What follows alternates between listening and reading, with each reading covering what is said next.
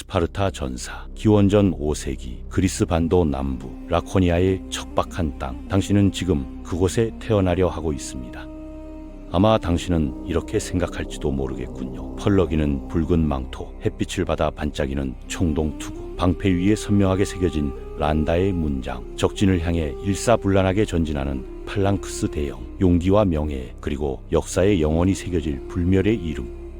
당신은 영웅이 될 것이라고, 그리스 전체가 두려워할 전사가 될 것이라고, 자유와 명예를 위해 당당히 싸울 것이라고 믿었을지도 모릅니다. 하지만 투구 안쪽에서 흐르는 땀의 짠맛을, 방패 뒤에서 떨리는 손을, 망토 아래 숨겨진 상처의 고름 냄새를, 그리고 7세에 집을 떠나야 했던 아이의 울음소리에 대해서는 생각하지 못했을 겁니다. 이제 당신의 눈으로 직접 확인해 봅시다.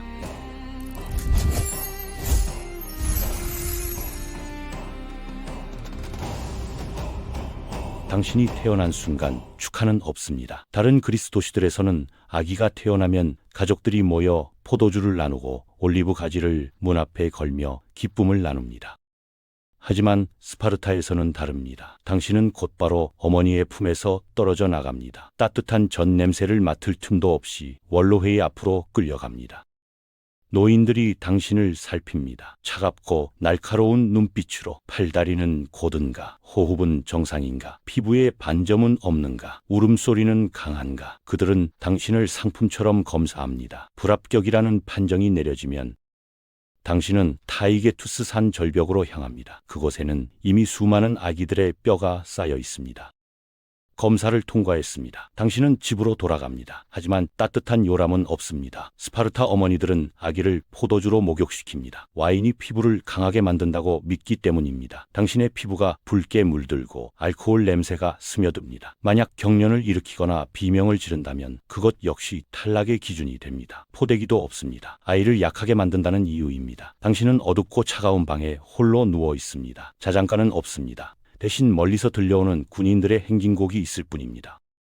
침실 벽에는 장난감 대신 작은 칼들이 걸려 있고 창문 너머로는 타이게투스 산이 보입니다. 당신이 울면 어머니는 그 산을 가리킵니다. 적이 버려질 수도 있었다는 걸 잊지 마라. 이것이 당신이 처음 듣는 교육입니다. 생존은 축복이 아니라 의무입니다.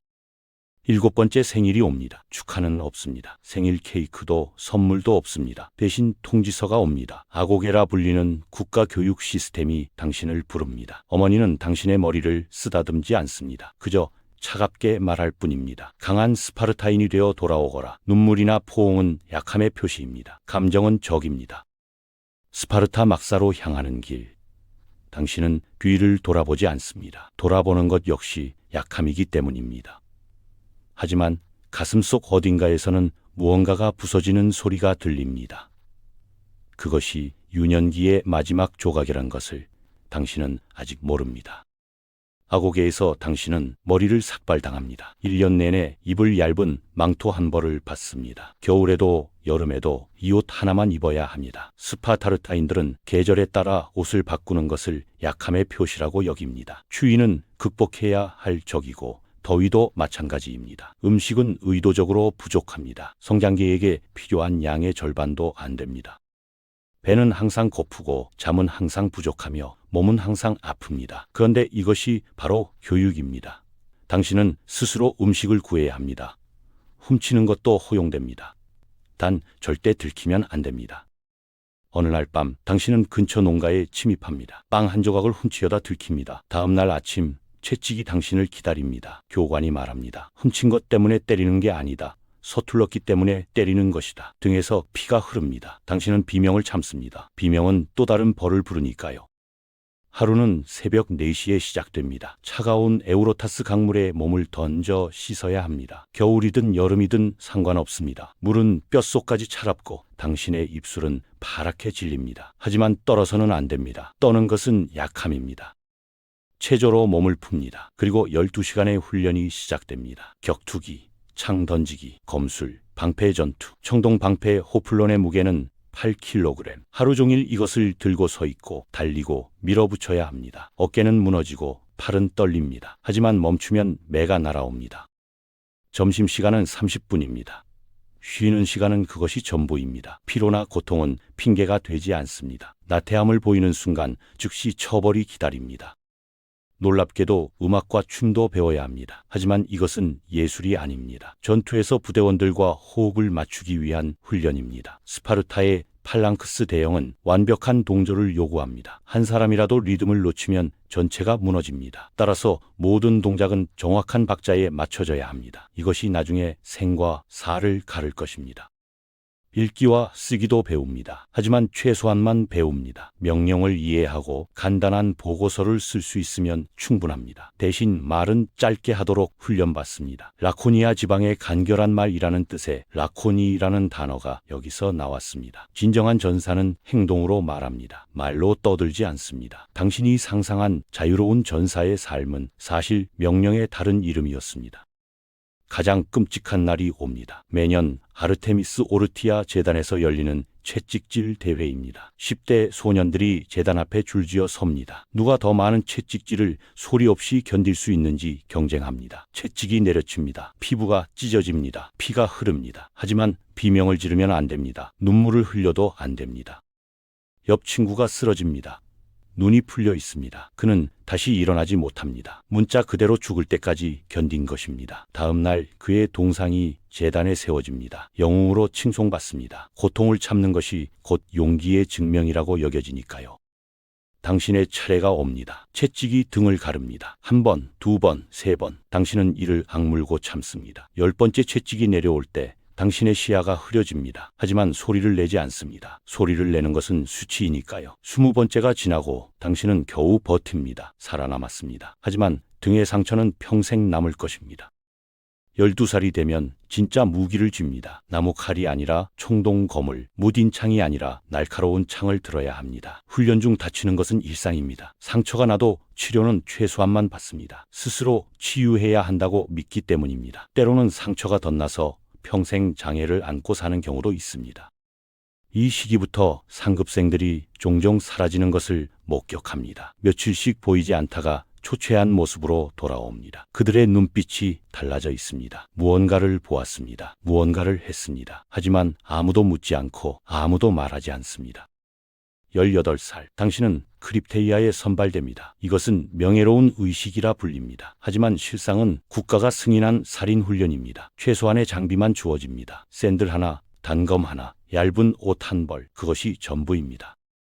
당신은 홀로 시골로 보내집니다. 임무는 생존입니다. 그리고 스파르타의 노예 계급인 헬로트를 사냥하는 것입니다. 헬로트는 스파르타보다 수적으로 우세합니다. 완전한 시민인인 스파르티아테는 약 8천에서 1만 명이지만 헬로트는 그 몇 배에 달합니다. 그래서 스파르타는 그들을 두려워하고 동시에 억누릅니다. 겨울밤입니다. 당신은 동굴에 숨어 있습니다. 추위가 뼛속까지 파고듭니다. 며칠째 제대로 먹지 못했습니다. 배는 고프고 손발은 얼어붙으며 온몸이 떨립니다. 하지만 들키면 안 됩니다. 들키는 순간 실패입니다. 밤이 깊어지자 당신은 움직입니다. 멀리서 한 사람이 보입니다. 헬로트입니다. 그는 농사를 짓다 지친 몸으로 집으로 돌아가는 중입니다. 무기도 없고 경계도 하지 않습니다. 그저 피곤한 농부일 뿐입니다. 당신은 단검을 꺼냅니다. 조용히 다가갑니다. 가슴이 미친 듯이 뜁니다. 손이 떨립니다. 하지만 멈출 수 없습니다. 이것이 임무이니까요. 이것이 국가의 명령이니까요. 그는 제대로 신음도 내지 못하고 쓰러집니다. 눈이 당신을 봅니다. 놀람과 고통과 의문이 담긴 눈, 그리고 서서히 빛이 꺼져갑니다. 이것이 당신이 꿈꾸던 영웅의 첫 전투입니다. 적군도 전쟁터도 명예도 없습니다. 그저 어둠 속에 살인이 있을 뿐입니다. 그날 밤 당신은 잠들지 못합니다. 그의 눈빛이 계속 보입니다. 20살, 당신은 비로소 스파르티아테의 일원이 됩니다. 하지만 자유는 오지 않습니다. 군영에서 여전히 살아야 합니다. 결혼은 허락되지만 아내와 함께 살 수 없습니다. 밤에만 몰래 만날 수 있습니다. 30살이 되어야 비로소 가정을 꾸릴 권리가 주어집니다. 공동 식사 제도인 시시타에에 참여해야 합니다. 매일 저녁 모든 성인 남성들이 모여 함께 식사합니다. 여기서도 위계 질서와 규율은 엄격합니다. 검은 국물 수프가 나옵니다. 돼지피와 식초, 소금으로 만든 이 음식은 맛이 없습니다. 역겹기까지 합니다. 하지만 이것이 스파르타 전사의 상징입니다. 사치를 멀리하고 고통을 일상으로 받아들이는 삶. 어느 외국 사절이 이 수프를 맛보고는 말했다고 합니다. 이제야 스파르타인들이 왜 죽음을 두려워하지 않는지 알겠소. 죽음이 이 삶보다 나을 수 있으니까요. 이 식사 모임에 참석하지 못하거나 비용을 댈 수 없으면 시민권을 박탈당할 수도 있습니다. 당신의 삶은 여전히 당신 것이 아닙니다. 국가의 것입니다. 전쟁이 옵니다. 기원전 480년 페르시아 제국의 크세르크세스 왕이 수십만 대군을 이끌고 그리스를 침공합니다. 레오니다스 왕이 300명의 스파르티아테를 선발합니다. 그리고 당신도 그중 하나입니다. 출정 전날 밤 어머니가 당신을 찾아옵니다. 그녀는 당신의 방패를 건네며 말합니다. 이것을 들고 돌아오거나 이것 위에 실려 돌아와라. 승리하거나 죽거나 두 가지 선택지만 있습니다. 패배하고 살아 돌아오는 것은 상상조차 할 수 없습니다. 당신은 고개를 끄덕입니다. 눈물은 없습니다. 포옹도 없습니다. 그저 차갑고 분명한 명령이 있을 뿐입니다. 테르모필레로 향합니다. 좁은 협곡입니다. 여기서 페르시아 대군을 막아야 합니다. 레오니다스 왕은 말합니다. 우리는 여기서 죽을 것이다. 하지만 그리스는 살 것이다. 페르시아 사자가 옵니다. 무기를 내려놓으라고 요구합니다. 레오니다스 왕은 짧게 답합니다. 와서 가져가라. 이것이야말로 전형적인 스파르타식 대답입니다. 긴 설명은 필요 없습니다. 행동으로 보여주면 그만입니다. 23년간의 훈련이 만들어낸 것은 바로 이 흔들리지 않는 정신력입니다.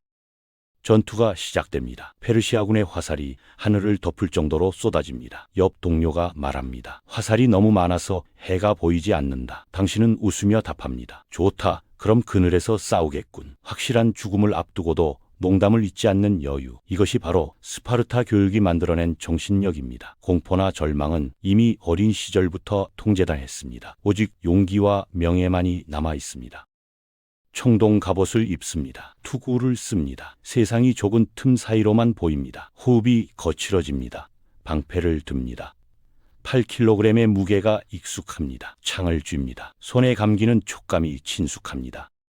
팔랑크스 대형을 만듭니다. 방패와 방패가 맞닿습니다. 옆 사람의 호흡이 들립니다. 당신은 혼자가 아닙니다. 벽의 한 조각입니다. 무너지면 모두가 무너집니다. 버티면 모두가 버팁니다.